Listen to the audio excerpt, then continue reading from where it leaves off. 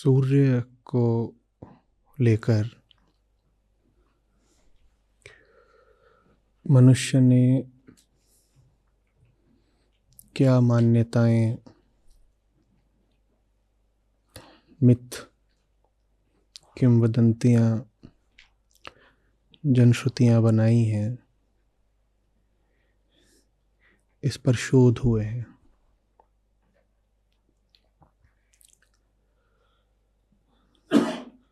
तो सूर्य तो एक है, लेकिन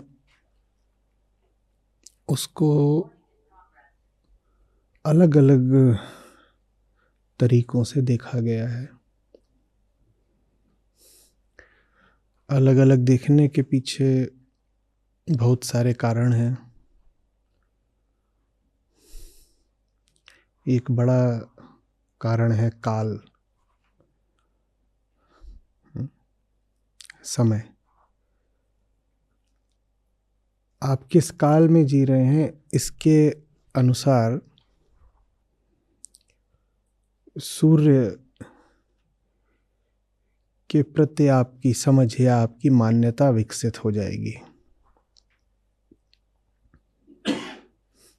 बड़ा मुश्किल है कि आप आज से 4-5 हज़ार साल पहले के काल में जी रहे हों और आप भली भांति समझते हो कि सूर्य की ऊर्जा, ताप, प्रकाश उसमें जलने वाली किन गैसों से उत्पन्न हो रहा है। बहुत मुश्किल है। ये तो दूर की बात है कि आप हीलियम और हाइड्रोजन और फिशन और फ्यूशन के स्तर पर बात करें। ये तक मानना मुश्किल हो जाता कि पृथ्वी सूर्य के इर्द गिर्द घूम रही है अगर आप 4-5 हज़ार पहले के काल में पैदा हुए होते। आपकी व्यक्तिगत बुद्धि कितनी है, इंटेलेक्ट IQ कितना है, ये सब बात पीछे छूट जाती है। काल बहुत बड़ी चीज़ होती है। वो हज़ारों सालों पहले के जो सबसे बुद्धिमान लोग थे, उनसे भी आप बात करते तो क्या आपको बता पाते अणु और उसके नाभिक के बारे में, और कैसे नाभिक के टूटने से ऊर्जा पैदा होती है और वही ऊर्जा सूर्य से विकीर्ण होकर के पृथ्वी पर सब जीवन, सब प्राण का संचार करती है। ये वो नहीं बता पाते अपनी सारी बुद्धिमत्ता के बावजूद। काल बहुत बड़ी बात है। व्यक्तिगत गुणों पर काल आमतौर पर भारी पड़ता है। दूसरी जो महत्वपूर्ण बात है जिसने सूर्य के प्रति हमारे दृष्टिकोण का निर्धारण करा है, वो है देश। पृथ्वी पर सब जगहों से सूर्य का अनुभव एक ही प्रकार का नहीं होता।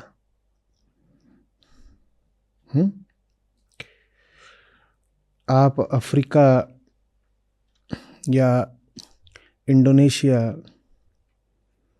या लंका के वासी हैं तो आपका सूर्य का अनुभव एक प्रकार का होगा।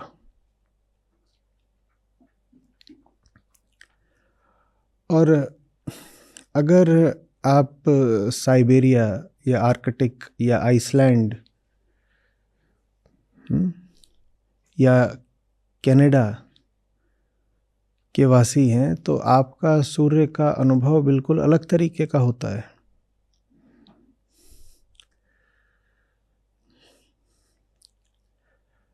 अगर आप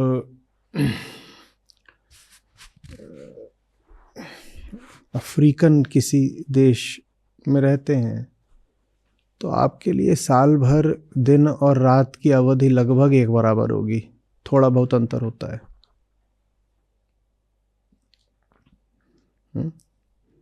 मैं एकदम दक्षिणी अफ्रीका की बात नहीं कर रहा हूँ, मैं मध्यवर्ती अफ्रीका की बात कर रहा हूँ। वहाँ से आपको ऐसे ही लगेगा जैसे इक्वेटोरियल जो क्षेत्र है वहाँ ऐसा ही लगेगा जैसे जितना दिन उतना रात, और जनवरी हो कि जून हो बहुत फर्क पड़ता नहीं। दूसरी ओर अगर आप स्कैंडिनेविया के वासी हैं, नॉर्वे, फिनलैंड इत्यादि, तो वहाँ आप क्या पाओगे कि साल के अलग अलग महीनों में सूर्य की उपस्थिति बिल्कुल ही बदल जाती है। कुछ महीने ऐसे आते हैं जब महाराज के दर्शन ही कुल 3-4 घंटों के लिए होते हैं, उतने भी हो जाएं तो बड़ी बात। और कुछ महीने ऐसे आते हैं जब लगता है कि यही है, जा ही नहीं रहे, रात ही नहीं होती।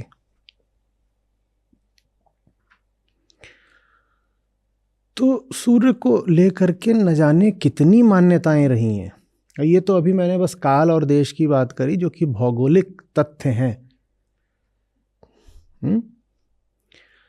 जब आप मान्यताओं में आओगे, माने कल्पनाओं में आओगे, तो कोई अंत ही नहीं है। यहां तक माना गया है जनश्रुतियों में कि सूर्य की उत्पत्ति जल से हुई।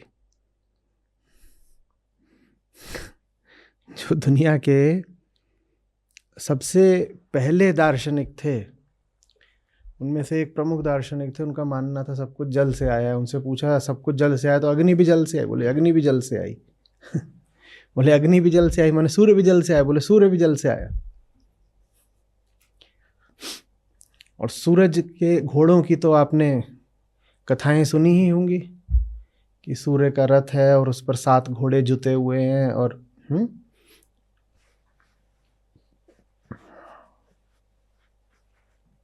अश्वों का संचालन होता है।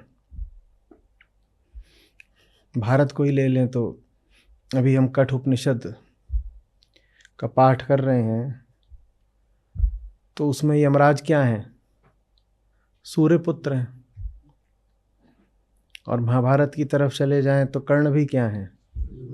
सूर्य पुत्र हैं।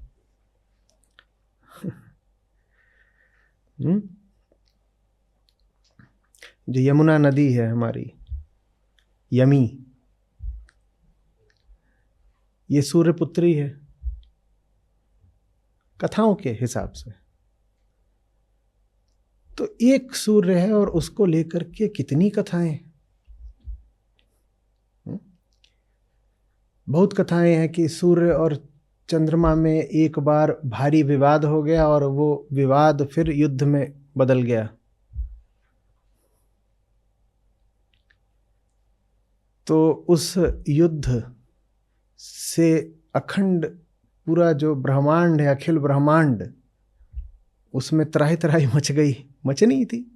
पुराने लोग, उनका मान्यता था कि सूरज और चांद ही सब कुछ होते हैं और सूर्य और चांद उनको एक बराबर से लगते थे। कहते थे दिन का राजा सूरज है, रात का राजा चांद है, तो इनकी सत्ता लगभग एक बराबर होगी, इनका आकार भी लगभग एक बराबर होगा। दिखने में भी उनके आकार में बहुत ज़्यादा तो अंतर नहीं प्रतीत होता। आज हम जानते हैं कि सूर्य और चंद्रमा के आकार में कोई तुलना नहीं है और उनकी स्थिति है उसमें भी कोई तुलना नहीं है, लेकिन पुराना यही लगता था। तो उन्होंने कहा ये दोनों लगभग एक समान बल वाले हैं और विपरीत हैं। एक आता है दिन में, एक आता है रात में। एक ताप देता है, एक शीतलता देता है।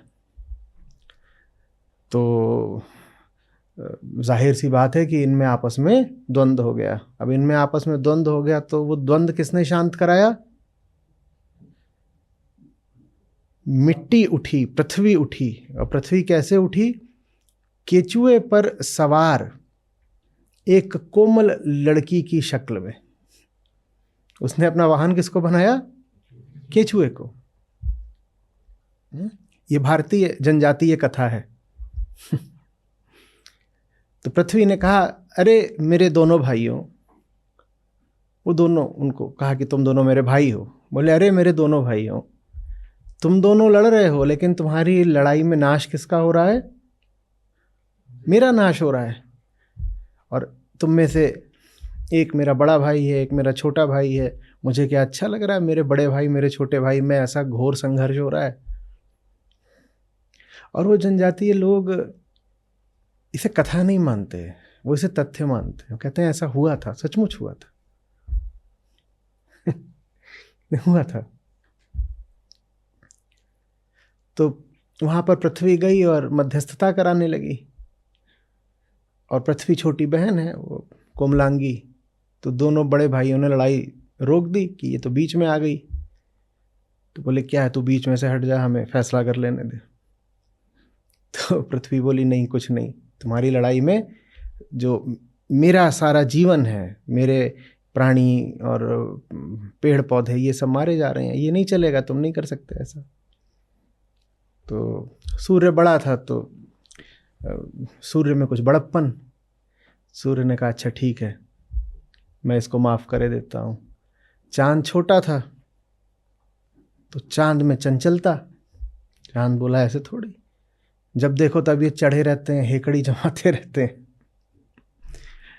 और ये चढ़े इसीलिए रहते हैं क्योंकि इनका जो आकार है ना, ये थोड़ा बड़ा है। इनका आकार बड़ा है, तो ये अपना ये बहुत हक जमाते हैं। ये गुंडागर्दी नहीं चलेगी, भाई भाई में बात बराबरी की होनी चाहिए। अब ये मैं अपनी ओर से जोड़ रहा हूँ, ये ना हो कि आप जाएं और कथा पढ़ें और कहें कि ये वाला तो उसमें संवाद कहीं था ही नहीं कि गुंडागर्दी नहीं चलेगी, इन्होंने अपनी ओर से कैसे बोल दिया। तो उसका फैसला कुछ इस तरह से हुआ फिर कि दोनों में बराबरी आ जाए। तो वो जो बहन है मंझली, उसने बड़े भाई से प्रार्थना करी कि थोड़ा बराबरी के लिए इनको भी कुछ अंश दे दो अपने तेज का। तो सूर्य ने, हाँ उसमें ये बात भी थी कि चंद्रमा को हीन भावना थी कि सूर्य तो एक समान तपते हैं और हम तो हाँ बीतते दिनों के साथ कभी छोटे हो जाते हैं, कभी बड़े हो जाते हैं। दुनिया हमें ताना मारती है कि तुम्हारे तो आकार का और प्रकाश का, चांदनी का ही कोई भरोसा नहीं, कभी तुम हो कभी नहीं हो, तुम तो ऐसे ही हो। तो सुलह कराने के लिए फिर बहन के आग्रह पर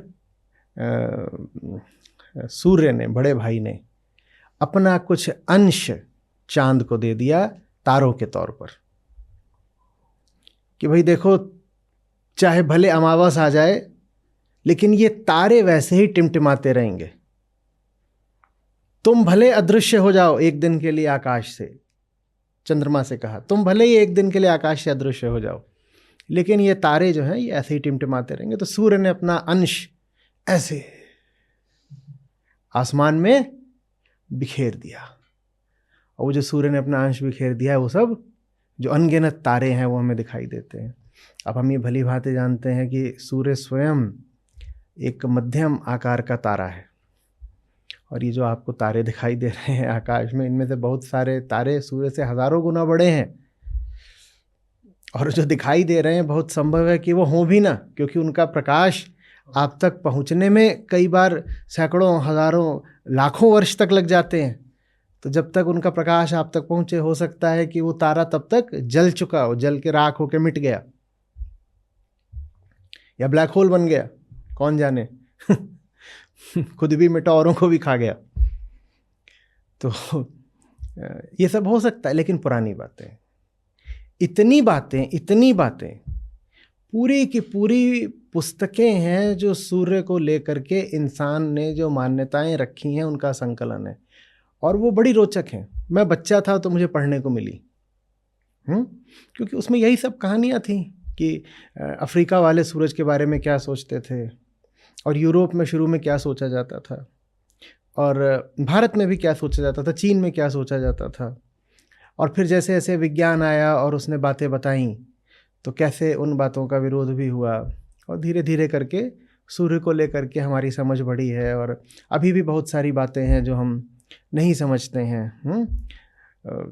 अभी भी होता है, सोलर फ्लेयर्स हैं, उनको लेके हमारी समझ अभी अधूरी है। हम नहीं जानते कि वो सब घटनाएं जब सूर्य पे घटती हैं तो उनका पृथ्वी के जो चुंबकीय क्षेत्र है, हमारा जो अपना मैग्नेटिक फील्ड है, उस पर क्या प्रभाव पड़ता है, उस पर शोध अभी भी चल रहा है, वो चलता रहेगा, और बहुत बातें रहेंगी जिनसे हम अनभिज्ञ हैं अभी। लेकिन कुल मिला के बात ये कि कितने सूर्य हैं दुनिया में, हैं कितने?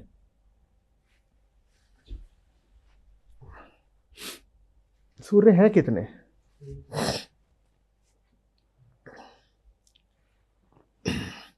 एक। और कहानियां कितनी है सूर्य को लेकर के? अनेक। फिर बताइए सूर्य कितने हैं और कहानियां कितनी हैं? और आज भी सूर्य को लेके जो हमारी बात है, जिसको हम अपनी समझ या अंडरस्टैंडिंग बोलते हैं, क्या वो आखिरी चीज है? हम उसे अपनी समझ बोलते हैं और भविष्य उसे क्या बोल देगा? हमारी कहानी। ठीक है। और जिनकी अतीत में कहानियां थीं, वो उस वक्त अपनी कहानी को क्या बोला करते थे? और जितने लोग उतने प्रकार की समझ, जितने लोग उतने प्रकार की समझ। और ये जितने प्रकार की समझ होती है, इसी को क्या बोला जाता है? कहानी। ठीक है। व्यक्तिगत समझ। याद है हमने बात करी थी अभी जब नए साल में मिले थे कि सच और मेरा सच, सच और मेरा सच में बड़ा अंतर होता है। मेरा सच ही क्या है? झूठ। तो मेरी समझ ही क्या है? ना समझी। समझ होती है, उसमें व्यक्तिगत कुछ नहीं होता, उसमें आप मेरा नहीं जोड़ सकते। जहां समझ में मेरा जुड़ गया, वहां वो बात ना समझी की हो गई। माय ट्रुथ और ट्रुथ एकदम अलग अलग बात है, अलग अलग आयाम है, वो आप उसमें ये नहीं कर सकते।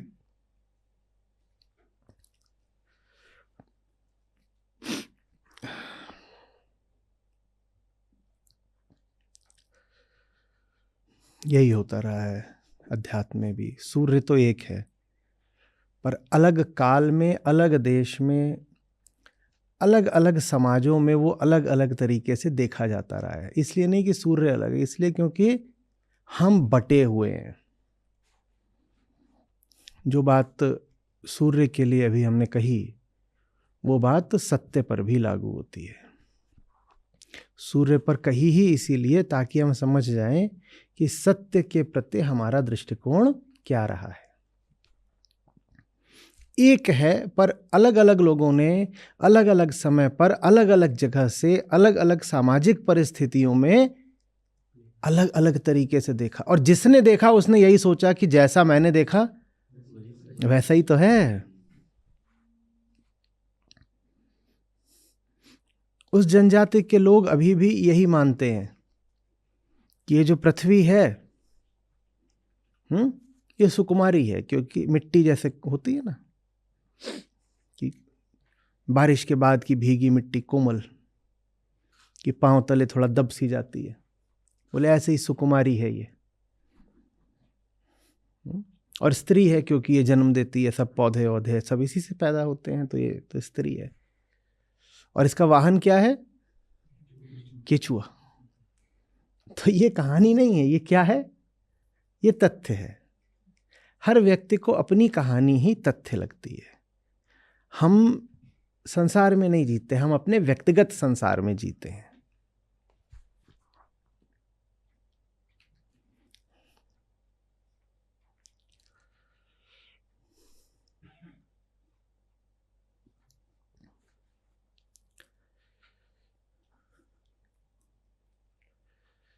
समझ में आ रही है बात कुछ?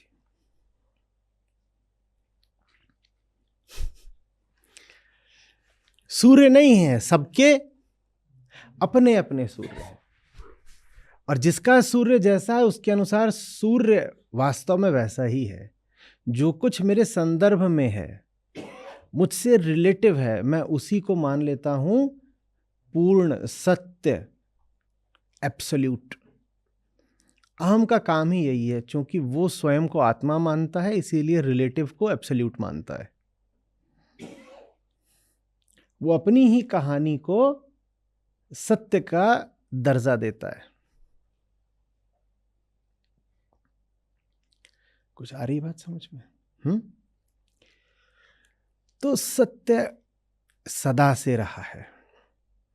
आज क्या गाया आपने? बोध की धार अनंत सदा ही बहती जाती है, शब्द भिन्न हो राग अलग, गीत एक ही गाती है। अब शब्द और राग और भाषा सब कुछ ही, सुर लय ताल, सब किस पर आश्रित होते हैं? काल, देश, समाज, संयोग। तो ये सब बदलते जाते हैं, पर जैसे सूर्य एक होता है वैसे ही सत्य एक होता है। और अभी मैंने आपको जितना बताया वो बहुत थोड़ा है। आप सूर्य को लेकर के जनमानस में इंसान की चेतना का आरंभ जब से हुआ था तब से आज तक जो मान्यताएं रही हैं, आप उनको पढ़ेंगे तो अद्भुत लगेगा आपको। हंसी भी आएगी, हैरानी भी होगी, और आप थोड़ा आत्म अवलोकन के लिए मजबूर हो जाएंगे। आप कहेंगे ऐसा कैसे हो सकता है कि एक जगह के लोग सूरज के बारे में ऐसा सोच रहे थे? ऐसा कैसे हो सकता है? सागर में बताओ लहरें क्यों आती हैं? अरे नहीं, ये तुमने क्या आधुनिक बात कर दी।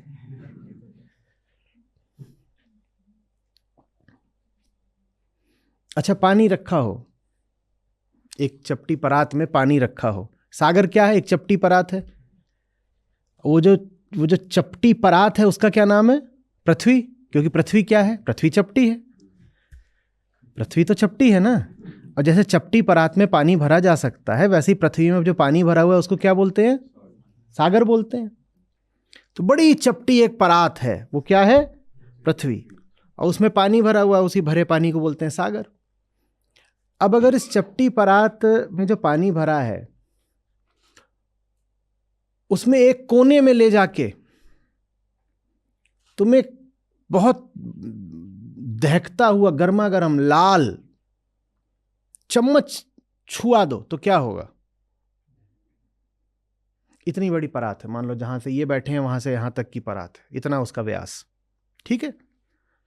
अब परात में पानी भरा हुआ है और वहां जाकर के आपने परात में, दूर मुझसे, मैं यहां बैठा हूं, परात के इस सिरे पर बैठा हूं और वो विपरीत सिरा है, और वहां पर जाके आपने परात में एक गरम सुर्ख लाल सरिया लोहे का डाल दिया तो क्या होगा? क्या होगा? उबाल आएगा। और मैं यहां बैठा हूं, मैं तो बहुत दूर बैठा हूं, फिर भी यहां पर क्या होगा? यहां गर्मी तो बाद में लगी, पहले क्या होगा? पहले पानी शांत था और वो सरिया डालते ही क्या होगा? तो लहरें इसलिए आती हैं समुद्र में क्योंकि हर शाम समुद्र में जाके सूरज डूब जाता है। भाई एक परात है, उसके उस सिरे पे हर शाम देखते नहीं हो क्या सूरज क्या करता है? अब इतना गर्मा गर्म सूरज उधर डूब रहा है तो लहर वहां से चलती है और यहां तक आ जाती है। और इस बात पर सैकड़ों सालों तक भरोसा किया गया, और जिन्होंने ऐसी बातों से थोड़ा भी कुछ भिन्न कहना चाहा उनको भगाया गया, निष्कासित किया गया, या उनका मजाक उड़ाया गया। और जिन्होंने भरोसा किया वो कोई मूर्ख लोग नहीं थे, वो हो सकता है हमसे आपसे ज्यादा बुद्धिमान लोग हों, पर देश काल समाज संयोग ये बहुत बलवान चीज है। समझ में आ रही बात? ये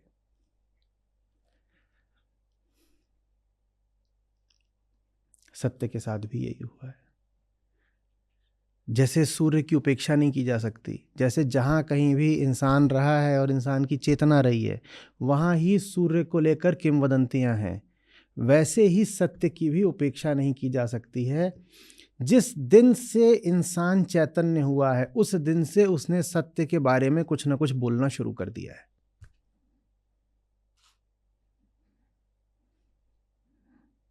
फर्क नहीं पड़ता कहाँ पे।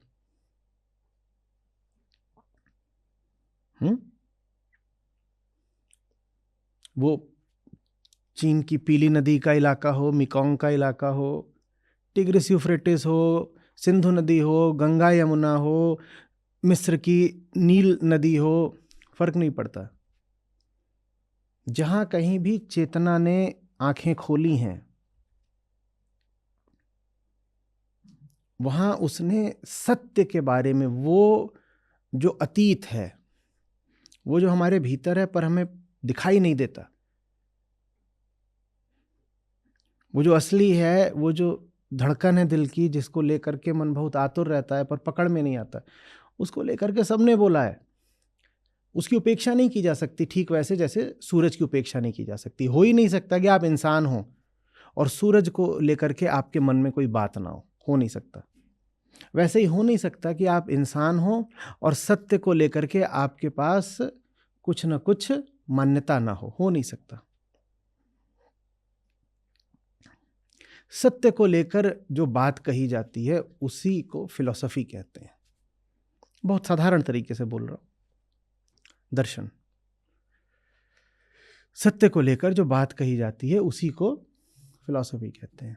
और मैं कह रहा हूं कोई इंसान ऐसा नहीं हो सकता जो जिंदा है, जिसके पास चेतना है और उसके पास सत्य को लेकर कोई बात नहीं है, होगी।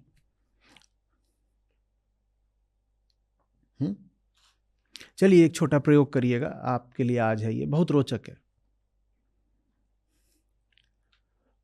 जहां पर लोग सोशल मीडिया वगैरह में अपने स्टेटस वगैरह लगाते हैं या अपने बारे में कोई पंक्ति लिखते हैं या उनकी पोस्ट्स पे ही चले जाइएगा,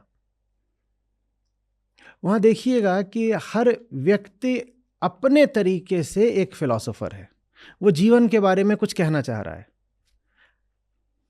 इसको हम अपने कॉलेज दिनों में कहते थे फंडा, लाइफ का फंडा। तो कोई मिलता था और उससे बात थोड़ा गहराने लगती थी, हम कहते थे फंडे क्या हैं तेरे लाइफ के। तब हमें पता नहीं था कि हम एक दूसरे से क्या पूछ रहे हैं। हम कह रहे हैं बता तेरा जीवन दर्शन क्या है, उसको हम बोलते थे लाइफ का फंडा। वो वास्तव में हम जानना चाह रहे हैं जीवन दर्शन, अपना जीवन दर्शन बताओ। हो नहीं सकता कि आप इंसान हो और आप फिलोसोफर नहीं हो, आपको होना पड़ेगा।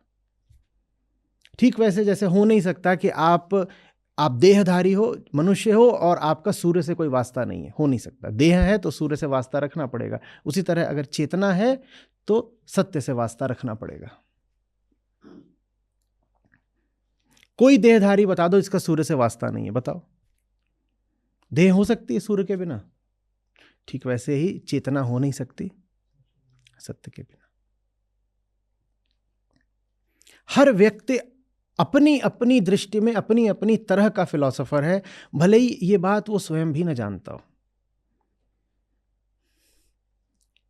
कहीं चले जाइएगा और कोई कैफे वगैरह हो, वहां पर सुनिएगा कि दो लोग बात कर रहे हैं और वो जो बात होगी वो उनकी फिलॉसफी होगी।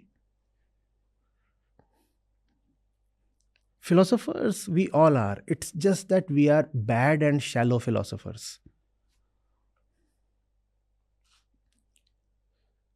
हमने फिलॉसफी के क्षेत्र को वो सम्मान नहीं दिया है जिसका वो अधिकारी है। हमारे पाठ्यक्रम ने नहीं दिया, हमारे परिवार, हमारी शिक्षा, समाज, किसी ने नहीं दिया,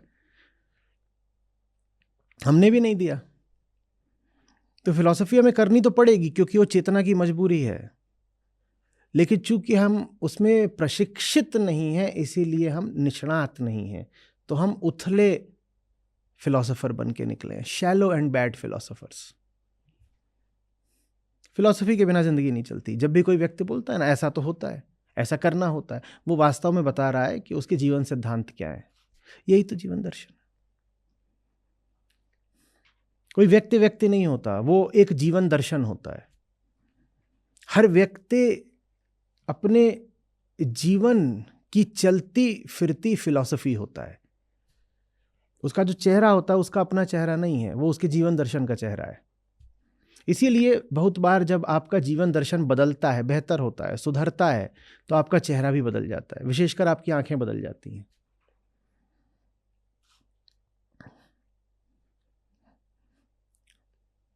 अभी कल मैं एक शॉपिंग मॉल गया।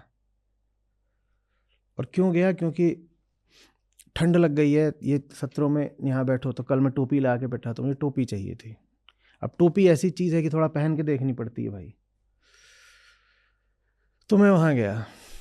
अब लोग आ जाते हैं बहुत, तो वो मेरे लिए भी एक विचलन की बात है और लोगों के लिए भी। तो मैंने बड़ी भारी टोपी पहले ही लगा रखी थी और मैंने इतना भारी मास्क भी लगा लिया और मैं बहुत खुश की कोई पहचान के दिखाए। जहाँ भीड़ थी वहाँ मैं और जानबूझ के घुस जाऊं कि पहचान सकते हो तो पहचानो, आज कोई छेड़ के दिखाओ, नहीं तो ऐसे तो 4 कदम नहीं चलने देते हैं, आगे बढ़ो फिर आ जाएंगे, फिर आएंगे। मैं बहुत खुश, मेरी खुशी 4 पल की, धर लिया गया। और मुझे लगा कुछ हुआ होगा, किसी वजह से मास्क नीचे हो गया होगा तो देख लिया होगा, और 5 ही मिनट बाद दोबारा पकड़ा गया। अब मुझे ये समझ में नहीं आया कि बात क्या है, क्योंकि वो जो मास्क है वो साधारण मास्क नहीं, मैं इतना बड़ा वाला लगा के गया था, और टोपी भी साधारण नहीं, इतनी बड़ी टोपी, वो लाल रंग वाली देखिए, भारी टोपी, वो यहाँ तक आती है पूरी। फिर कैसे पहचान रहे हैं? बात ये है कि यहाँ से पहचान रहे हैं, कुछ नहीं दिख रहा, इतना दिख रहा, इतने से पहचान रहे हैं।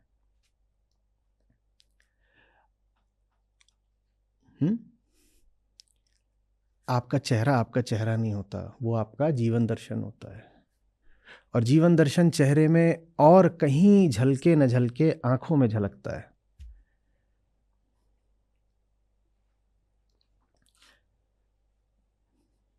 कोई बहुत अगर शायराना अंदाज में कहे तो ये भी कह सकता है, आपसे मेरे होंठ नहीं बात करते, आपसे मेरी आंखें बात करती हैं।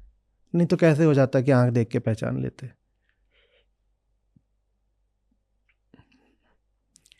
आप ऊपर से लेके नीचे तक नख शिख अपने दर्शन की ही प्रतिमूर्ति हो,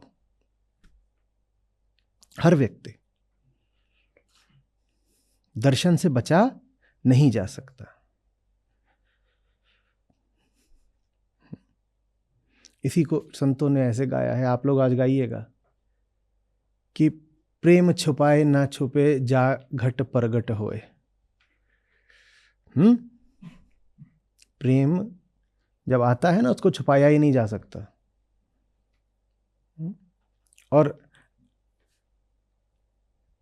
आगे जो है वो बात की साखी पूरी याद नहीं आ रही, पर कुछ इस तरीके से है कि होंठ यदि मौन भी रहें तो नैन देत हैं रोए। हाँ, जो मुख से बोले नहीं नैन देत हैं रोए। यहां से सब पता चल जाता है। और हो कहाँ रहा है? हो यहां रहा है। पता कहां से चल रहा है? पता यहां से चल रहा है। कृष्णमूर्ति कहा करते थे कि जैसे जैसे आप बोध में गहरा उतरते हो, आपका शरीर भी बदलने लगता है। अब उस बात पर मेरी सहमति असहमति कुछ भी नहीं है, मैं उस पर कुछ नहीं बोलना चाहता हूँ, विज्ञान का विषय है, विज्ञान जाने। पर मेरे पास असहमत होने का भी कारण नहीं है। कहते थे कि every cell in your body changes as your understanding deepens, as you become more meditative.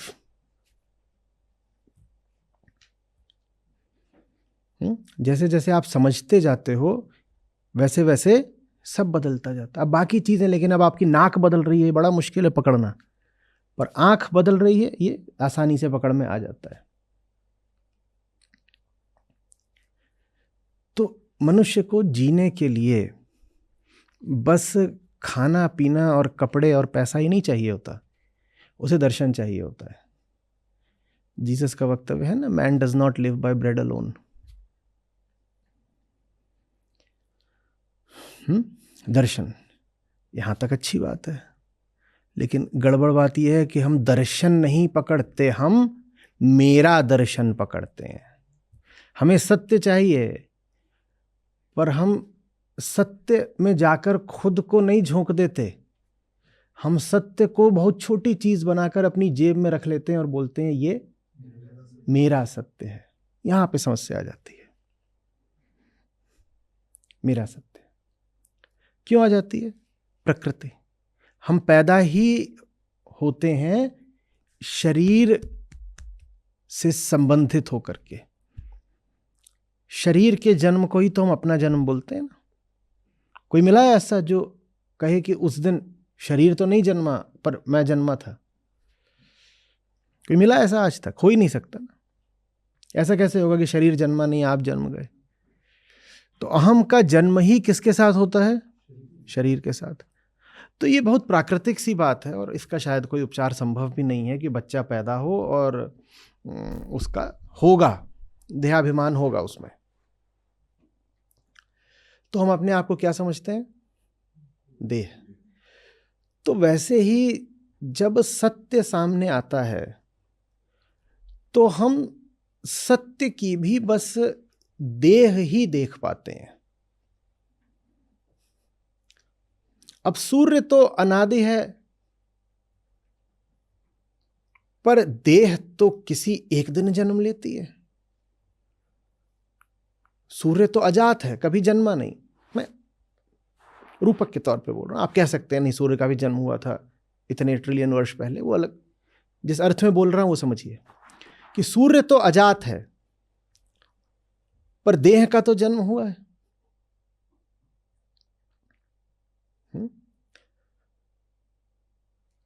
जैसे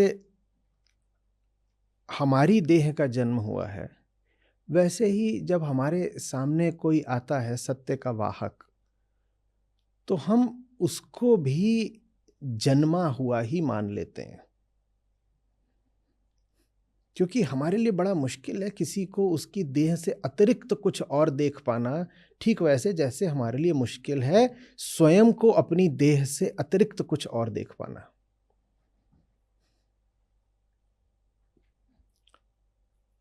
तो सत्य होगा अनादि, लेकिन हमारे सामने जब कोई आता है सत्य की बात करने, तो वो हमारे लिए अनादि नहीं होता, वो हमारे लिए जन्मा हुआ होता है, जात होता है। अजात नहीं होता, जात होता है। जात माने जिसने जन्म लिया, जो देहधारी है, देह ही जन्म लेती है,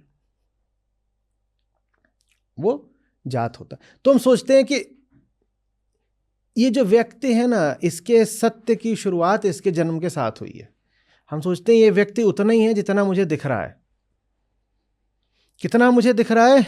कि अपनी देह जितना।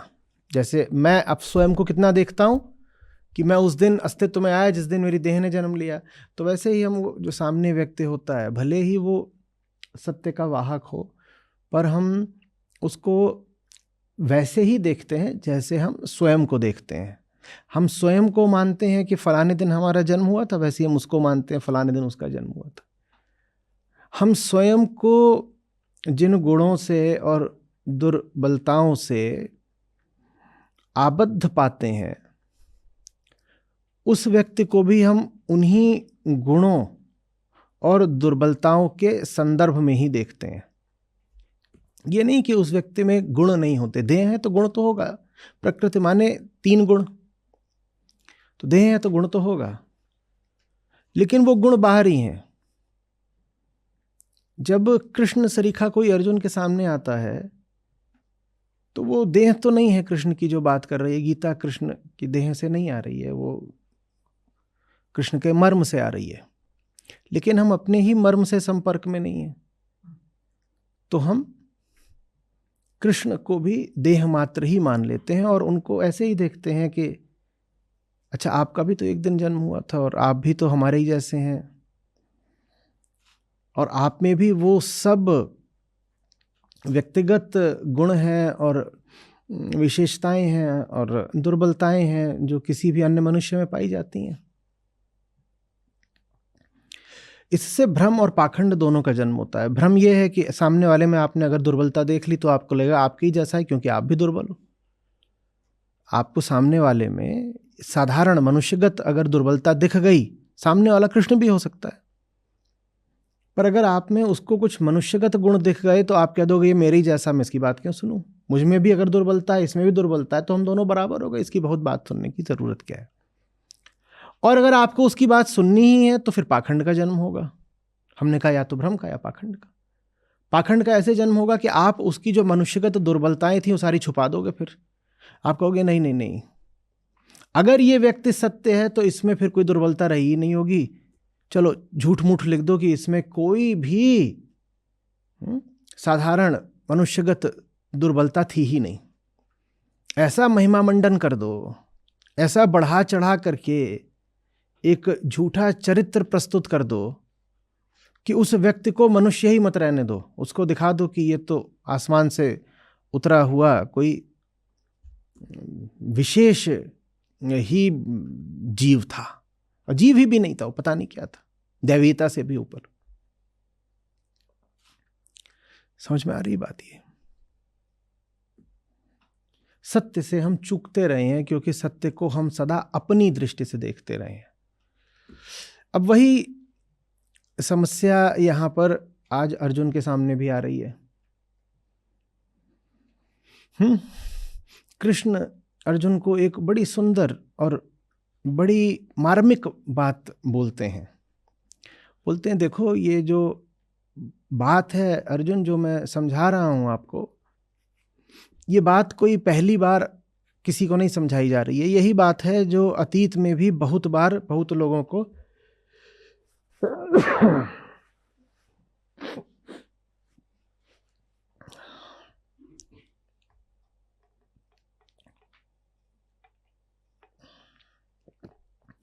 यही बात है जो अतीत में भी बहुत बार बहुत लोगों को समझाई जा चुकी है। और कृष्ण कहते हैं मैं नहीं समझाई थी। वो क्यों कहते हैं मैं नहीं समझाई थी? क्योंकि समझाने वाली देह नहीं थी। जिसने समझाई हो सकता है उसकी देह भिन्न हो, पर समझाने वाला जो होता है वो तो 1000 साल पहले भी वही था जो आज है। आज माने अर्जुन के सामने। पर अर्जुन भीतर जो समझाने वाला है उसको तो देख ही नहीं पा रहे, उस देह को देख पा रहे हैं, क्योंकि अर्जुन अपनी भी क्या देख पा रहे हैं बस। तो वो कृष्ण से बड़े भोलेपन से पूछ रहे हैं आज।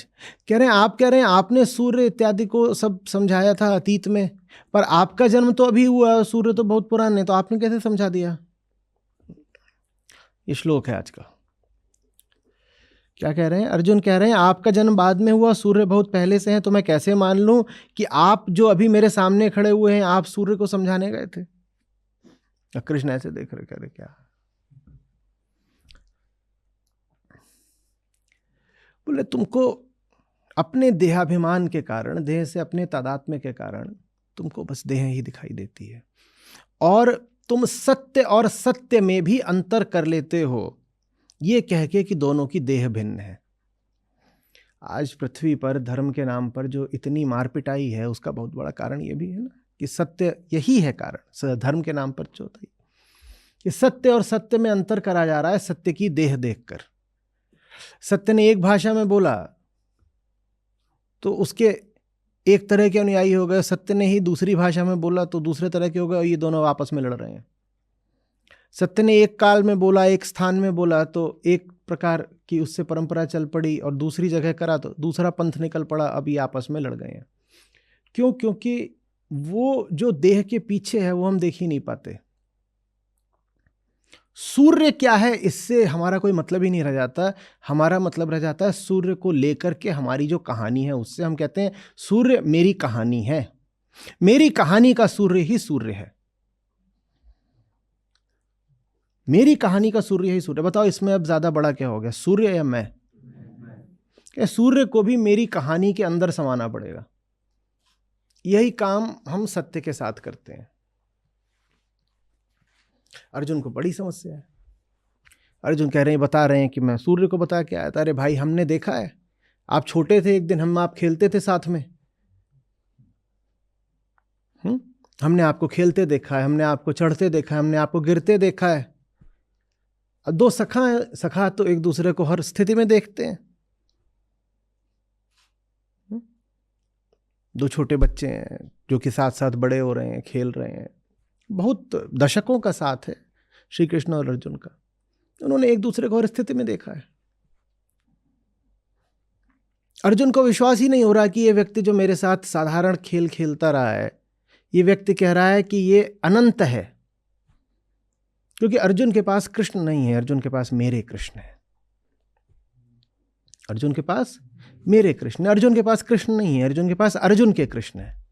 यही समस्या आ जाती है, बहुत भारी समस्या आ जाती है। अब कैसे समझाया जाए अर्जुन को कि आप जो देख रहे हो कृष्ण उससे बहुत आगे के हैं। आपने उनसे जो संबंध बना रखा है वो बहुत ऊपरी संबंध है, और गहरा संबंध बनाना चाहिए था, बहुत असली संबंध बनाना चाहिए था। आपने कृष्ण से देह का संबंध बना लिया, इसीलिए असली कृष्ण से चूके जा रहे हो।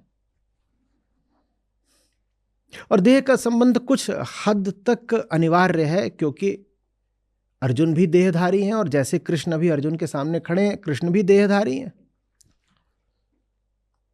तो देह की भी कुछ अनिवार्यताएं होती हैं, वो ठीक है, देह का बनेगा। कृष्ण के पास देह ना हो तो कृष्ण अर्जुन के रथ पर सारथी कैसे बनेंगे? तो देह कोई अपने आप में बहुत बुरी बात नहीं हो गई, पर देह तक अटक ही जाना जरा बुरा हो गया। देह पर ऐसा अटक जाना कि सामने कृष्ण खड़े हों और दिखाई दे रही हो बस कृष्ण की देह, ये थोड़ा सा चूकने वाली बात हो गई, वंचित रह जाओगे।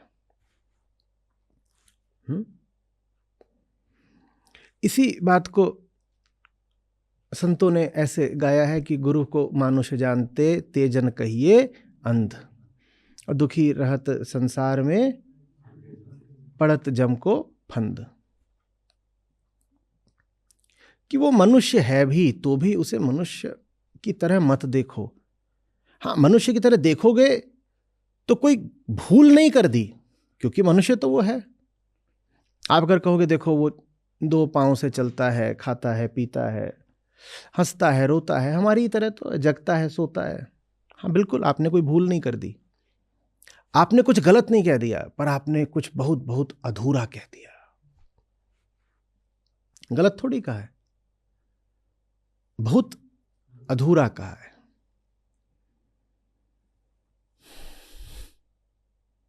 आपने उतना ही अधूरा कह दिया है कि जैसे कोई आपको कोई बहुत आधुनिक एडवांस्ड कंप्यूटर दिखाए और आपसे पूछे ये क्या है, और आप बोलो करीब करीब 2.5 किलो, करीब 2.5 किलो, 2.5 किलो का माल है ये। और क्या है? देखिए प्लास्टिक है, और इस दिन इस फैक्ट्री से निकला था, ये इस पे मुहर लगी हुई है, काले और सफेद इसके रंग हैं। आपने कुछ गलत कहा? गलत तो नहीं कहा। बिल्कुल 2.5 किलो का है, आपने गलत कैसे कहा? एकदम गलत नहीं कहा। काले सफेद उसमें प्लास्टिक लगे हैं, और आपने ये तक बता दिया कि उसके भीतर कुल जितना तार लगा उसकी लंबाई कितनी है। जैसे आदमी की आंत की लंबाई नापी जा सकती है, वैसे ही आपने लैपटॉप के भीतर जितने तार थे सब जोड़ के लंबाई भी बता दी। आपने कुछ गलत बताया? आपने बिल्कुल सही बताया, नापा जा सकता है। आपने कुछ गलत नहीं बताया, आपने कुछ बहुत, बोलो, अधूरा बता दिया। आप चूक गए असली बात से। जैसे लैपटॉप को उसके वजन और उसके रंग और उसके प्लास्टिक और उसके तार से परिभाषित नहीं किया जाता, वैसे ही कृष्णों को भी उनकी देह और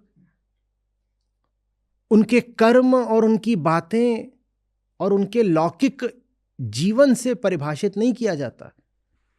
ये बातें देखने लग गए तो असली बात से चूक जाओगे। और ये जो बातें देख रहे हो, ये बातें कुछ आपने गलत नहीं देखी। जो आपने देखा आपने बिल्कुल ठीक देखा, बस आपने जो देखा वो देखने की कोई जरूरत नहीं थी। आपने कुछ ऐसा देख लिया जो 2 कौड़ी का है, वो न भी देखते तो चल जाता। और जो असली चीज थी वो देखने से वंचित रह गए, क्योंकि आप 2 कौड़ी की चीजें देखने में व्यस्त हो गए। कृष्ण के विषय में जो महत्वपूर्ण है अर्जुन वो देख ही नहीं पा रहे। वो अर्जुन कृष्ण की क्या देख रहे हैं? देह। कह रहे हैं आपका जन्म तो अभी हुआ। अर्जुन की मजबूरी, क्योंकि अर्जुन ने स्वयं को देह जान के लगातार रिश्ता भी किससे बनाया है? श्री कृष्ण की देह से ही बनाया है। तभी तो कृष्ण को इतनी दिक्कत आ रही है अर्जुन को ज्ञान समझाने में। सोचो, कम से कम उनका किशोरावस्था के बाद अनुमान लगाते हैं कि जब ये युद्ध हो रहा है तो अर्जुन की अवस्था 40 से 50 वर्ष की है। ठीक है, ये अलग अलग तरीके से अनुमान लगाया कि 40 से 50 साल के तो अर्जुन है। श्री कृष्ण भी थोड़ा अर्जुन से बड़े ही हैं, तो आप श्री कृष्ण की अवस्था का अनुमान लगा सकते हैं। अर्जुन ने बचपन से ही क्या देखा है, और कम से कम होश संभालने के बाद 35-40 साल से अर्जुन क्या देख रहे हैं कि ये देखो यही है। उन्होंने श्री कृष्ण को अभी बांसुरी बजाते देखा है, कभी इधर देखा, कभी उधर देखा। श्री कृष्ण की ही बहन से आकर्षित हो गए तो कृष्ण से ही बोले कि वो, तो श्री कृष्ण बोले ठो करता हूं इंतजाम। ऐसे तो दोनों की मित्रता, खुद ही करवा दिया अपहरण। उसे अपहरण नहीं बोलेंगे, उस समय पे उसको गंधर्व विवाह आदि बोलते थे। बलराम क्रुद्ध हो गए, ये क्या कर रहे हो तुम, अपनी ही बहन। पर मित्रता ऐसी कि बोले कोई बात नहीं, तुम्हें वो है तो। अब वो भी अर्जुन की कोई पहली पत्नी नहीं। तो अर्जुन ने ऐसे देखा है कृष्ण को, जब ये सब बातें हो रही होती हैं कि मुझे एक स्त्री पसंद आ गई है, प्रेम हो गया है और विवाह मुझे करना है, बताइए किस युक्ति से लेकर आऊं, और आपके जो सब यादव भाई बंधु हैं वो अनुमति देंगे नहीं। और श्री कृष्ण कह रहे अच्छा फिर ऐसा करते हैं ना, वो सुबह सुबह जो है रोज मंदिर जाया करती है, वही मौका है, रथ पे चलेंगे, तुम तैयार रहना, हम दोनों जाएंगे और मैं बुलाऊंगा कि मुझे देख के आएगी कि भैया बुला रहे हैं, और झट से रथ पे भाग जाएंगे। अब ये बातें जब हो रही हैं तो उसमें गीता ज्ञान की तो बात हो नहीं रही थी। तो अर्जुन को क्या लगा है, अर्जुन को क्या लगा है कि कृष्ण मेरे ही तो जैसे हैं, क्योंकि यही सब तो बातें करी हमने आपस में। ज्ञान की भी बातें हुई हैं अतीत में, ऐसा नहीं हो सकता कि कृष्ण हो और ज्ञान की बात ना हो। पर अर्जुन ने उन्हीं बातों से ज्यादा संबंध रखा जैसे अर्जुन है। तो अब जब कृष्ण कह रहे हैं कि मैं ही तो था, कि विवस्वान और इक्ष्वाकु और मनु, उन सबको जो ज्ञान मिलता रहा मेरे ही तो द्वारा मिलता रहा, तो अर्जुन कह रही है क्या क्या बोल रहे हो भैया, ऐसे थोड़ी, कब दे आए बताओ। अच्छा, हमेशा तो हम दोनों साथ रहते हैं, आप कब गए थे वहां विवस्वान सूर्य के पास, कब गए थे। उनको भरोसा ही नहीं हो रहा है। यही होता है, मानवता को इतने सूर्य मिले हैं, हम सबसे वंचित रहते गए हैं, क्योंकि हम उनकी देह, नाम और उनसे अपना व्यक्तिगत संबंध देखते गए हैं।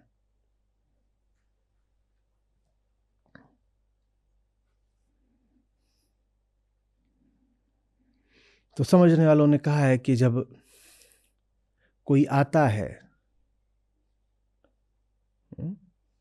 सच का वाहक, सच का वक्ता, सच का प्रेमी, तो सबसे अभागे वो होते हैं जो उसके आसपास के होते हैं। उनके लिए लगभग असंभव होता है उसको पहचान पाना और मान दे पाना। दूर वाले फिर भी पहचान लेंगे, क्योंकि उन्होंने उसका अतीत नहीं देखा है, उन्होंने उससे पुराना कोई व्यक्तिगत देह का रिश्ता नहीं बनाया है। तो वो उनके सामने जब जाएगा तो पहली बार जाएगा और ज्ञान की मूर्ति के रूप में जाएगा, तो उनको बहुत असुविधा नहीं होगी, दूर वालों को बहुत असुविधा नहीं होगी। पास वालों को बड़ी दिक्कत आने वाली, वो कहेंगे ये कहाँ से इतना ज्ञान ले आया, हमने तो इसको पूरा देखा है, इसको बचपन से देखा है, बचपन से नहीं देखा तो न जाने कम से कम इतने सालों से देखा है, मित्र इनके, हमें तो सब पता है, ये कहाँ से ज्ञानी हो गए। सबसे अभागे वो होते हैं जो किसी सूर्य के बिल्कुल आसपास के होते हैं। सब तक पहुंच जाता है प्रकाश, उन तक नहीं पहुंच पाता। दीपक तले अंधेरा, पूरी दुनिया उनके प्रकाश से आलोकित, प्लावित हो जाती है। और जो उनके आसपास वाले होते हैं वो ऐसे कह रहे होते हैं अरे नहीं कुछ भी नहीं, हम जानते हैं। और दूर वालों को अगर कुछ ज्ञान जैसा प्रतीत भी हो रहा है तो वो शायद उन्हें धोखा हो रहा है, हम सच्चाई जानते हैं। और सच्चाई के नाम पर ही क्या जानते हैं पास वाले, कि हमने इसकी देह देखी है, हमने इसका आचरण देखा है, हमने इसके जीवन की ये घटना देखी है, हमने इसको छोटा देखा है, हमने इसको बड़ा होते देखा है। वो ये सब बातें जानते हैं, कहते हैं हम सच्चाई जानते हैं। वो इन सब बातों को क्या बोलते हैं, सच्चाई। ये सच्चाई है, ये सच्चाई है। कृष्ण की सच्चाई कृष्ण की देह में नहीं है, न कृष्ण के जीवन चरित्र में है। कृष्ण की सच्चाई गीता है। जो अपने आप को कृष्ण से संबंधित बोलते हो, कृष्ण का प्रेमी बोलते हो, अगर वो कृष्ण की देह से रिश्ता रख रहे हैं तो वो वही भूल कर रहे हैं जो आज के श्लोक में अर्जुन कर रहे हैं। कृष्ण की सच्चाई गीता है और कुछ नहीं।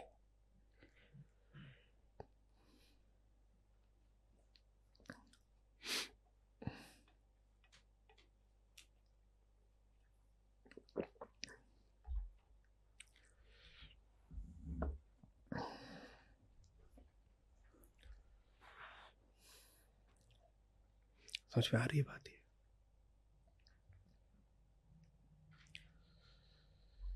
अर्जुन ने कृष्ण को जैसा देखा, फिर पूछ रहा हूं, क्या गलत देखा? क्या आप अर्जुन को सिद्ध कर पाएंगे अर्जुन आपने जो देखा वो झूठ था? क्या वो झूठ था? नहीं, झूठ नहीं था। क्या था? अच्छे समझिए, अधूरा था। 1% था। मूल्य में 1% था, विस्तार में 99% था। अर्जुन ने श्री कृष्ण की जिंदगी का हो सकता है 99% हिस्सा देखा हो। बड़े अनन्य सखा थे, लगातार साथ साथ रहते थे। तो श्री कृष्ण के जीवन में क्या घटित हो रहा है ये अर्जुन ने हो सकता है 99% देखा हो। लेकिन अर्जुन ने जो 99% देखा है उसका मूल्य 1% है, और जो 1% अर्जुन देखने से चूक गए हैं उसका मूल्य 99% का है। ठीक वैसे जैसे हमारी हस्ती में वजन 99% किसका है? देह का। लेकिन मूल्य 99% किसका है? चेतना का। जब आप अचेत हो जाते हो तो आपका वजन कुछ कम हो जाता है क्या? लेकिन जब आप अचेत हो जाते हो तो जो आपका पूरा वजन है ना, इसको ले जाकर के फूंक दिया जाता है, राख कर देते हैं। ये औकात है, ये मूल्य है इस 99% वजन का। चेतना का संबंध है भी अगर तो शरीर के एक बहुत छोटे से हिस्से से है। तो इसलिए मैं 1% भी वजन दिए दे रहा हूं चेतना को। नहीं तो ये भी कह सकते थे कि चेतना का वजन से तो कोई संबंध है ही नहीं, पर मैं चलो ठीक 1% मान लो कि उसका मस्तिष्क से, ब्रेन से कुछ संबंध है। हम सामने वाले के शरीर से रिश्ता रखते जाते हैं। अगर शरीर ही होता रिश्ता रखने लायक तो शरीर को फूंक क्यों आते हो चेतना के न रहने पर? चेतना नहीं है तो शरीर फूंक क्यों आए? क्यों फूंक आए? वजन कम हो गया कुछ? क्या हाड़ मांस उतने का उतना ले आके फ्रिज में रख दो, कुछ नहीं घटेगा, मम्मी बना दो। क्योंकि आपको पता नहीं होता है कि आप जिससे रिश्ता रख रहे हो वो देह नहीं है, वो चेतना है। अब रिश्ता चेतना से रख रहे होते हो और सोच रहे होते हो कि रिश्ता देह से है, तो फिर सब गड़बड़ हो जाती है, सब गड़बड़ हो जाती है। जब पता नहीं होता है कि रिश्ता रखने वाली चीज चेतना है, देह नहीं, तो फिर रिश्ते सब गड़बड़ा जाते हैं। हाड़ मांस मिट्टी से रिश्ता रख लेते हो, असली चीज से चूक जाते हो। और कितना भी चूको, रिश्ता बन तो सिर्फ उसी चीज से सकता है। आप कितना भी कह दो कि मैंने तो इसकी देह से रिश्ता रखा है, जब वो मर जाएगा तो उसकी देह को फूंकाओगे, तो देह से तो नहीं रखा है, भले ही कितना भी दावा कर लो।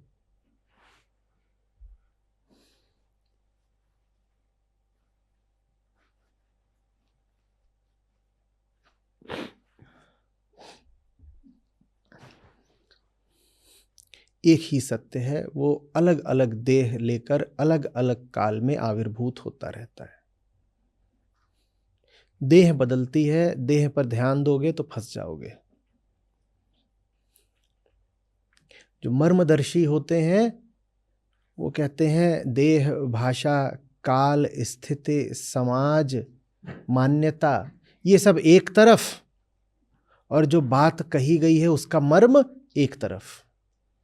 मैं किसी की बात सिर्फ इसलिए थोड़ी ठुकरा सकता हूं कि वो अन्य किसी समय पैदा हुआ, किसी अन्य पंथ में पैदा हुआ, किसी अन्य भाषा में, किसी अन्य मुहावरे में उसने अपनी बात रखी। मैं इसलिए थोड़ी ठुकरा दूंगा।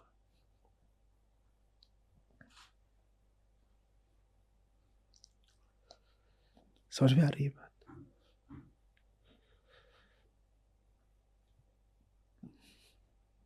कोई साइबेरिया में रहता हो और वो आकर भारत में गर्मी का तपता हुआ सूरज देखे और बोले कि ये जो है ये नर्क की आग है, तो मूर्खता है ना। और जब तक वो साइबेरिया में था वो अपने आप को बोलता था मैं सूर्य उपासक हूं, क्योंकि वहां ठंड बहुत पड़ती है, वहां सूर्य बहुत बड़ी बात है भाई। किसी को थोड़ी धूप मिल जाए बहुत बड़ी बात हो जाती है। तो साइबेरिया में वो क्या था? सूर्य उपासक। और भारत आ गया वो मई जून में, उतर गया है वो दिल्ली में 46 डिग्री, और बोल रहा है ये जो ऊपर है ये नर्क ही है तपता हुआ। तो ये मूर्खता हो गई ना। तुम बस ये देख पाए कि अनुभव कैसा है इंद्रियों को, तुम ये नहीं देख पाए कि वस्तु वही है, वही वस्तु है। तुम्हें अपनी जगह से ऐसी दिखती थी और दूसरी जगह आ जाओ तो वो दूसरी दिखाई देती है, वस्तु वही है। पर हमारा वस्तु से तो कभी वास्ता था ही नहीं ना। हमारा वास्ता किससे था? मेरी वस्तु से। वस्तु जैसी मैंने देखी, वस्तु जैसी मेरी कल्पनाओं और मान्यताओं और कथाओं की है, मैं तो बस उससे वास्ता रखूंगा। वस्तु सचमुच कैसी है इससे वास्ता नहीं मुझे। वस्तु सचमुच जैसी हो किसी कथा में समा नहीं सकती, किसी मान्यता में इतना विस्तार नहीं कि वो वस्तु उसमें बैठ जाए। तो वही वस्तु जब हमें कहीं और दिखाई देती है तो हम नकार देते हैं, कई बार उग्र हो जाते हैं, उत्तेजित हो जाते हैं, हिंसक हो जाते हैं। हम कहते हैं ये वस्तु दूसरी वस्तु है। साइबेरिया वाला दिल्ली में खड़ा हुआ और बोल रहा है ये तुम इसे सूरज बोलते हो, ये नहीं है सूरज। सूरज देखना है तो साइबेरिया आओ। उसको लग रहा है दो सूरज होते हैं, एक दिल्ली का एक साइबेरिया का। पागल। बोल रहा है ये कोई सूरज है? ये सूरज है ही नहीं, असली तो वो साइबेरिया वाला है। वो जब सामने आता है तो ऐसा लगता है कि जैसे प्राण आ गए। ठंड में ठिठुरता जमता जीवन सहसा गतिशील हो जाता है, और ये नरक की आग। और वो ये नहीं समझ रहा है कि पगले तू साइबेरिया वाले कपड़े पहन के क्यों खड़ा है दिल्ली में? उसको नरक की आग बोलना बाद में, पहले ये जो तूने 35 किलो का लबादा डाल रखा है नीचे उतार। जून में वो साइबेरिया से जो पहन के आया था, एयरपोर्ट पे उतरा है, वही पहने पहने खड़ा हो गया है। अब मर रहा है, कह रहा है हाय हाय।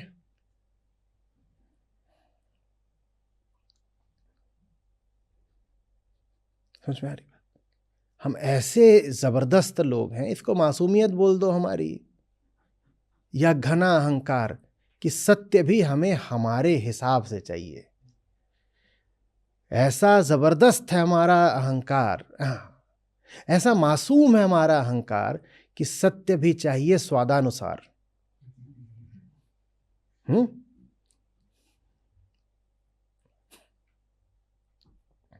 जिसका स्वाद जैसा हो उसको अपने हिसाब से वो फिर सत्य के बारे में लच्छेदार बातें बताया करता है।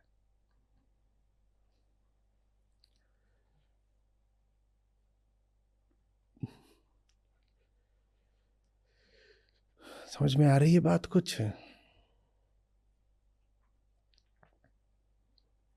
उससे माना ही नहीं जा रहा। वो कह रहा है नहीं ये सूरज हो ही नहीं सकता, हमने सूरज की देह देखी है, और ये जो दिल्ली वाली देह है ये हो ही नहीं सकती सूरज की। तुम्हें देह से आगे कुछ दिख ही नहीं रहा है। और इसीलिए हम इतना चूकते रहे हैं। अगर जब जब धर्म की हानि होती है तब तब कृष्ण आते हैं, तो ये बताओ धर्म की हानि कब नहीं है? कोई एक काल बता दो, कोई एक स्थान बता दो जहां धर्म की हानि नहीं है। बताओ, बता दो कोई धर्म क्षेत्र। यहां तो सब कुरुक्षेत्र ही है। कुरुक्षेत्र का मतलब एक तरफ खड़े हुए हैं कौरव और उन्हीं की तादाद ज्यादा है।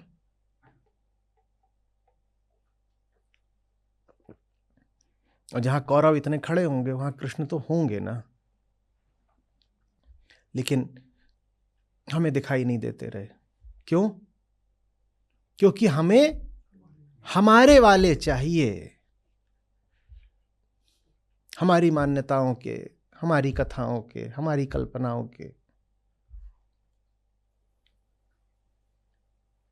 कृष्ण को एक कृष्ण थोड़े ही है। बौद्ध परंपरा इसमें बड़ी अनूठी है। वहां आप कहोगे कि मुझे आपसे बुद्ध के बारे में बात करनी है, तो कहेंगे कौन से बुद्ध के बारे में बात करनी है? कहते कौन से बुद्ध? आप कहेंगे बुद्ध माने गौतम बुद्ध। बोलेंगे वो तो एक बुद्ध थे। आप तथागत बुद्ध की बात कर रहे हो, वो एक बुद्ध थे। बुद्धों की तो पूरी श्रृंखला रही है। आप बताइए आप कौन से बुद्ध के बारे में बात करना चाहते हो? उन्होंने एक बहुत गहरा राज समझा है। उन्होंने कहा है कि बुद्धत्व तो अमर होता है, अनंत होता है, मिट सकता ही नहीं। देह मिटती है। सिद्धार्थ गौतम जिनको हम बुद्ध के नाम से जानते हैं, उनकी भी देह गई थी। बुद्धत्व तो नहीं जा सकता। अगर बुद्धत्व भी जाने की चीज है तो फिर उसमें खास क्या बचा? फिर तो जैसे सब कुछ जन्म लेता है और मर जाता है, वैसे ही बुद्धत्व भी जन्म लेता होगा, मर जाता होगा। कृष्ण भी जन्म लेते हैं एक देह में और एक दिन वो संसार से विदा हो जाते हैं। कृष्णत्व तो विदा नहीं हो सकता ना। जो जन्म ले और विदा हो गया वो तो प्रकृति के क्षेत्र में आ गया, वो आत्मा तो नहीं हो सकता ना।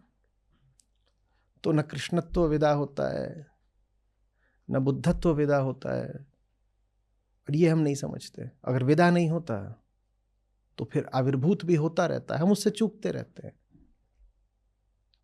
क्योंकि हम उसका पुराना रूप खोजते रहते हैं। क्यों? क्योंकि हम अपने रूप में बड़ा विश्वास रखते हैं। हम कहते हैं मेरा जो रूप है वही मैं हूं, तो मेरे आराध्य का भी जो रूप है वही तो वो है। अभी भी देखो ना, दुनिया भर में रूपों की ही पूजा चल रही है आराध्यों के नाम पे। और विशेषकर भारत में तो खूब हुआ है। भारत में तो रूप को हमने इतना पूजा, रूप ही रूप, रूप का यशोगान भी चल रहा है। और रूप को जितना पूजोगे अरूप से उतना वंचित हो जाओगे। सत्य को अरूप कहा गया, उसका कोई रूप नहीं होता।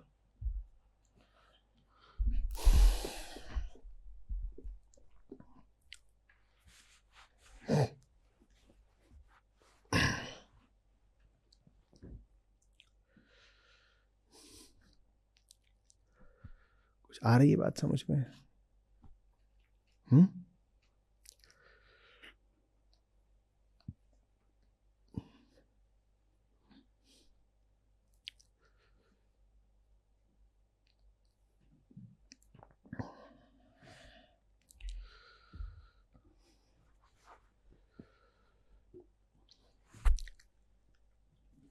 कृष्णत्व माने क्या? अहम होता है ना, प्रकृति की पैदाइश, प्रकृति की संतान अहम। प्रकृति के ही सब गुण मिल करके, या जैसे बौद्ध मत में कहते हैं स्कंध मिल करके क्या बन जाते हैं? मैं। तो प्रकृति से ही आता है। देह आई, देह प्रकृति है। इसके साथ ही क्या आ जाता है? मैं। और ये जो मैं है ये हमेशा क्या रहेगा? पैदा होते से ही बिलबिला रहा है, बच्चा रो रहा है।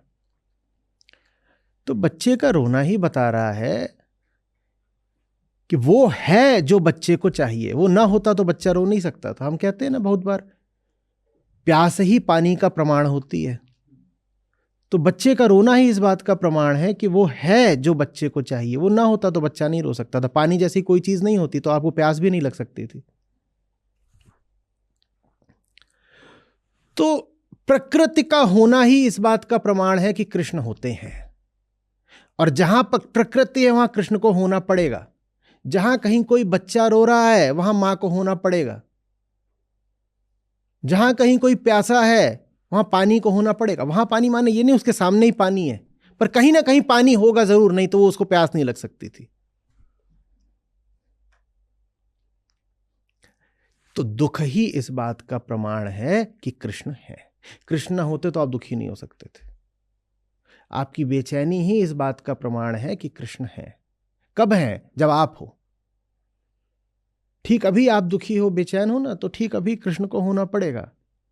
इसीलिए हम बार बार बोला करते हैं, दुख से मुक्ति का नाम ही कृष्णत्व है। बस यही है। कृष्ण के व्यक्तित्व से नहीं, कृष्ण के कृष्णत्व से संबंध रखना है। क्योंकि दुख से मुक्ति का नाम कृष्ण का व्यक्तित्व नहीं है।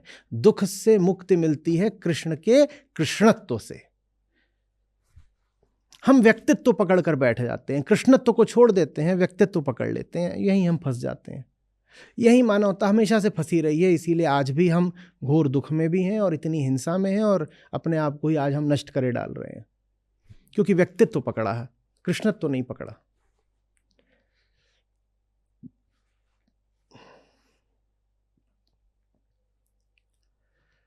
समझ में आ रही बात है? तो कोई पूछे कैसे पता कि कृष्ण सदा होते हैं, तो बोल तो गए थे कि जहां जहां धर्म की हानि वहां होगा। है धर्म की हानि तो है, हमें नहीं दिख रहे, अलग बात है। हम अंधे हैं क्योंकि हम अपने तरीके से देखते हैं, हम अपना सूरज खोजते हैं, तो हमें सूरज नहीं दिखता। फिर वैसे ही उन्हें होना पड़ेगा, वो है। समझ में आ रही है बात? ये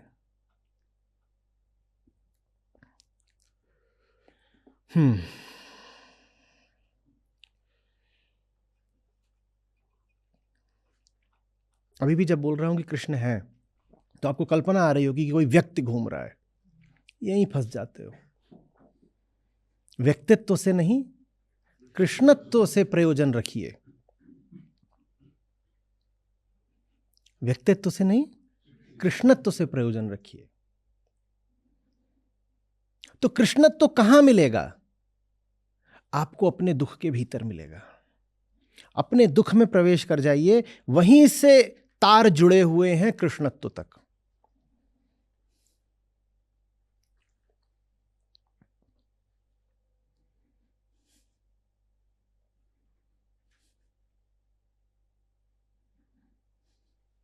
जो अपने दुख से भाग कर जाता है किसी कल्पना की शरण में, वो कुछ नहीं पाता है।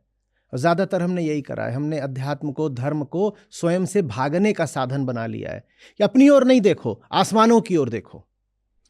अरे भाई, परेशानी तुम्हें है, अपने भीतर है। आसमान की ओर देख के तुम्हारी परेशानी थोड़ी दूर हो जाएगी। कहां तुम्हें परेशानी है, तुम्हें वहां देखना पड़ेगा। तुम्हें अपने दुख के मूल को समझना पड़ेगा। यही आत्मज्ञान कहलाता है। तो कृष्ण कहां मिलेंगे आपको? कृष्ण माने सबसे पहले क्या? जब हम कृष्ण कहें तो आशय क्या है? कृष्णत्व। तो कृष्णत्व कहां मिलेगा आपको? अपने ही दुख में जाइए, अपनी ही बेचैनी में प्रवेश करिए साहस के साथ। अपनी ही बेचैनी में प्रवेश करना श्रद्धा कहलाता है, क्योंकि उसमें बहुत दम लगता है।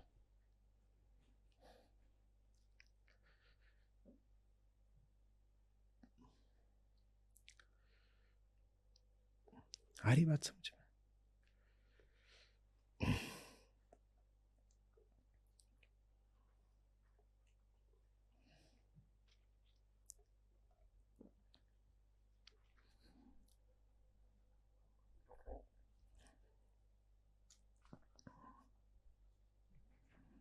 एक ही सूर्य है, उसके होते हुए भी अभी हम यहां बैठे हैं, क्या है? रात।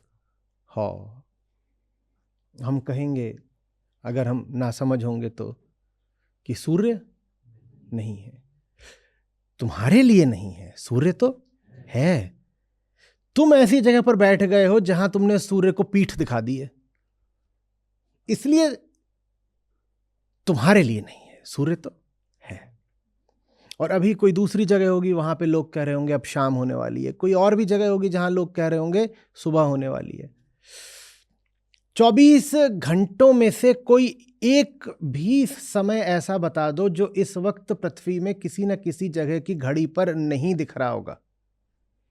5:37 शाम के पृथ्वी पर किसी जगह पर होंगे ना? दोपहर 1:28 पृथ्वी पर कोई जगह होगी जहां इस वक्त समय होगा 1:28। आप कोई भी समय उठा लो, पृथ्वी पर कोई जगह है जहां इस वक्त वो समय है। आपके लिए अभी रात है। तो इस पर बहुत ध्यान नहीं देना है। कि हमें क्या कैसा दिख रहा है। हमें समझना है कि सूर्य तो है, और सूर्य तक तभी पहुंचोगे जब अपनी पसंद नापसंद, अपनी मान्यता, अपने देश काल स्थान, इन सब को थोड़ा अलग करना सीखोगे। जो अपनी मान्यताओं, कथा कहानियों और देश काल स्थान समाज इन्हीं से बंध कर रह जाता है, वो सदा के लिए सत्य से वंचित हो जाता है।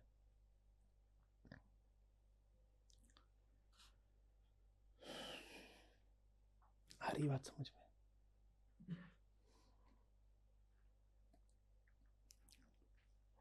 प्रश्न बताइए।